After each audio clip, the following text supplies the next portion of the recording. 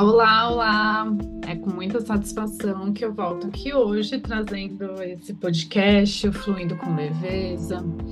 Parece que é do nada, né, que tudo isso está acontecendo, mas eu preciso confessar aqui para você que a grande verdade é que desde a pandemia a espiritualidade já estava me treinando para esse lugar que eu estou assumindo aqui com vocês essa semana, aqui no Fluindo com Leveza. Então, deixa eu te contar essa história do que aconteceu lá na pandemia, que foi um momento difícil para mim, foi um momento difícil para você, para todo mundo, né? Não temos dúvidas disso. Mas, ao mesmo tempo, aqui aconteceu um movimento muito interessante que, naquela época, lógico, eu não tinha olhos de ver, né? Eu estava atenta, mas eu não tinha todo o conhecimento que eu tenho hoje para realmente conectar todas as informações do que estava acontecendo lá, né? Então, vamos lá, fazendo um adendo aqui, lembrando que o lockdown foi lá na pandemia e começou ali nas últimas semanas de março de 2020, né? Então, grava essa informação para você se conectar aqui com o que eu vou trazer aqui sobre a linha do tempo, né, do que foi acontecendo. E eu vou fazer um resumo do resumo aqui para te contar. Então, vamos lá. No final de 2019, do nada eu comecei a fazer um curso de Reiki. Eu já estava no meu processo de desenvolvimento da mediunidade, num centro de Umbanda que eu frequentava, e ali do nada surgiu essa oportunidade de fazer o curso do Reiki num lugar que, putz, acredite se quiser, mas era apenas duas casas na mesma calçada do prédio que eu morava na época. E eu nunca tinha visto aquele lugar antes.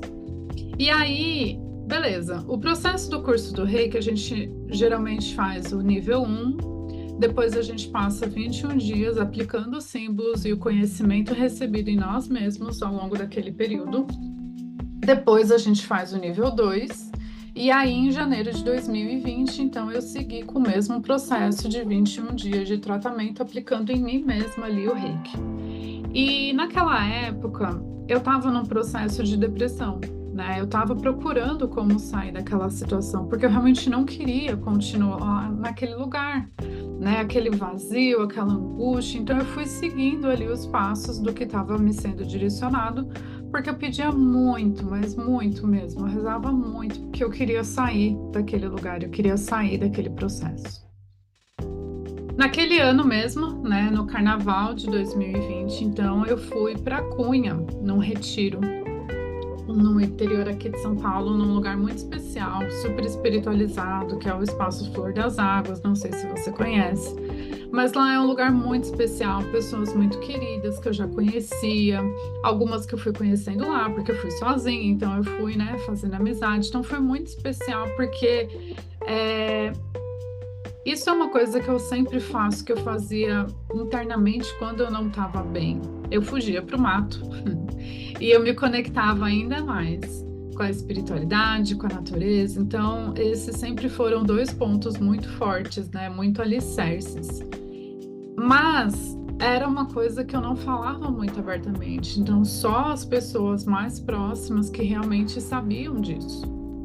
E aquele retiro foi o que algumas pessoas chamam de catarse, né? Então, eu voltei de lá diferente, eu voltei inteira, eu voltei com uma vontade na alma de realmente mudar a minha vida, né? E eu ia começar, o primeiro passo era sair daquele lugar que eu trabalhava, porque eu não aguentava mais trabalhar lá, e eu iria seguir então com o empreendimento que eu já tinha desde 2016, né? Não façam isso, tá? Não cometam esse erro, porque eu voltei do retiro, fiz uma conta de padaria, pedi demissão. E aí, uma semana depois, já estava todo mundo em casa trabalhando de home office. Mas essa é uma história para um outro momento. Vamos voltar para cá.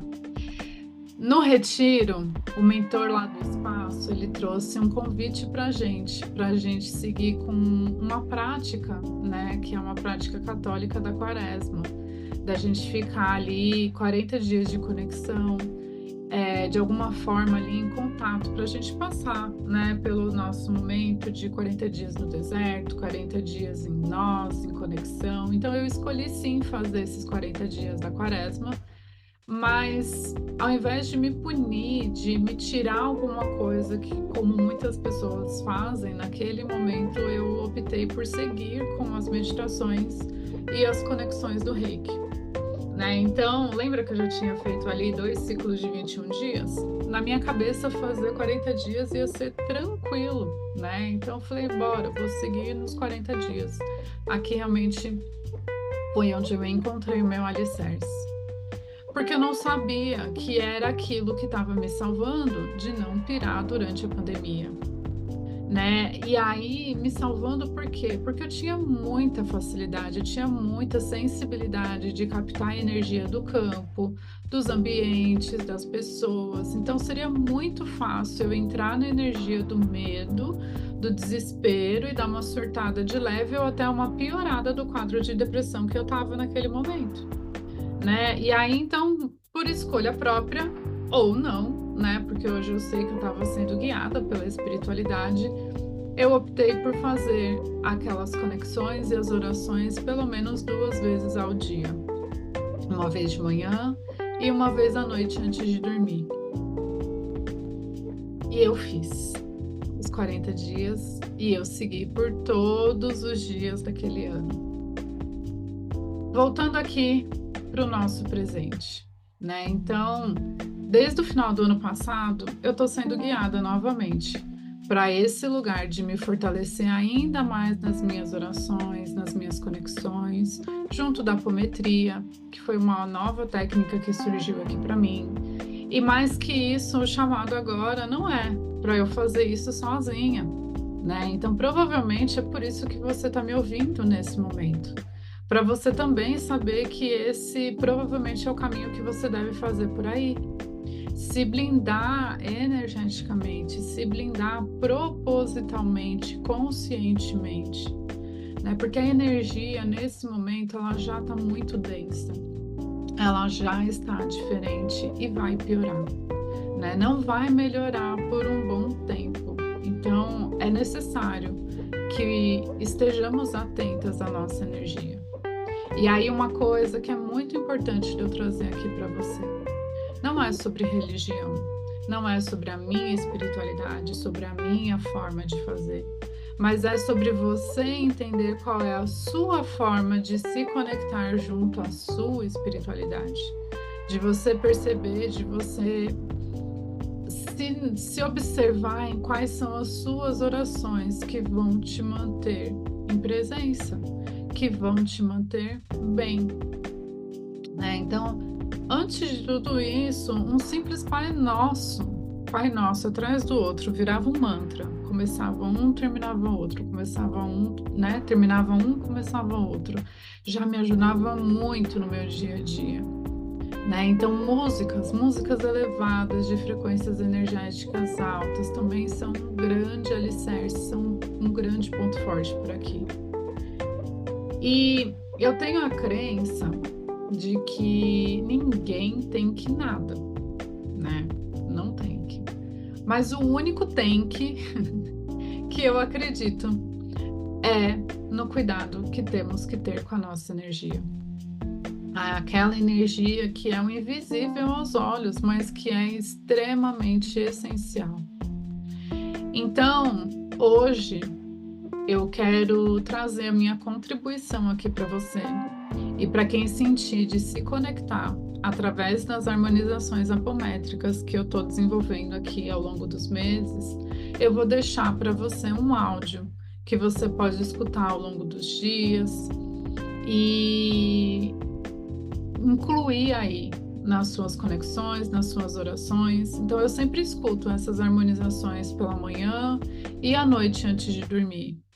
Essa em especial que eu estou deixando para vocês é a harmonização geral. Então, eu espero que seja de grande ajuda para você, assim como é para mim. Eu tenho certeza de que a espiritualidade vai te agradecer muito por isso. Com esse movimento, eles também vão encontrar uma possibilidade de te proteger de toda instabilidade energética que a gente está passando. E que vamos seguir passando e que faz parte do movimento da evolução do planeta. E é isso, né? A gente só precisa realmente entender como a gente precisa fazer para a gente ficar minimamente bem. Muito obrigada para você que me ouviu até aqui. Muito obrigada para você que se conectou com a mensagem de hoje. Eu fico muito feliz de poder contribuir, de poder ser uma ferramenta aqui para você hoje. Estamos juntas e até a próxima.